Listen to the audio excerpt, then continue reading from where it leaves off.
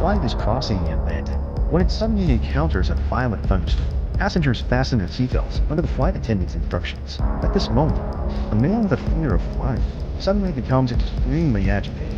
He takes out an adrenaline shot on that and injects it into the seat. But his condition doesn't improve. He unfastens the seatbelt, five police. The flight attendant immediately expects him to stop it. Just then, the man slowly turns in. Then the next second, his skin begins to rot on the sandwich. Passengers on board witness this horrifying scene and plunge into the screaming pit. At the same time, the co-pilot feels a promotion he discovers all the passengers are rapidly decomposing, shots including neurons. He himself is beginning to change. Not long after, there are no survivors left on board. Fortunately, the plane has an autopilot system. It eventually lands at the airport as scheduled, but during the entire landing process, the radio remains silent. At this point, the military dispatches two fighter jets for rescue. The pilots notice the window was smeared.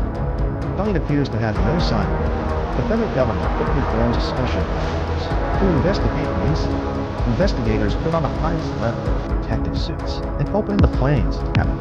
What they discover next is all passengers have been reduced to skeletons. Their flesh and blood is all over the food, knowing the entire cabin is surrounded. During the investigation, the task force receives a call from security. The report seems to be suspicious of near a warehouse in the early hours. Two agents immediately left the airport. They find several gas canisters in trash and a Smith sandwich. They contain an industrial bin. They open the warehouse's window and begin checking each room for fire. In the next second, inside one of the warehouses, they find it filled with bad animals and chemicals. Anna immediately calls her superiors to her. Meanwhile, Sean continues inspecting the other warehouses. Suddenly, the door opposite him swings open. He senses something is wrong and turns to Roy. The person pulls out a phone and presses a button. Both sides of the warehouse instantly explode. The blast wave sends Anna flying. She gradually loses consciousness, while John is now free to be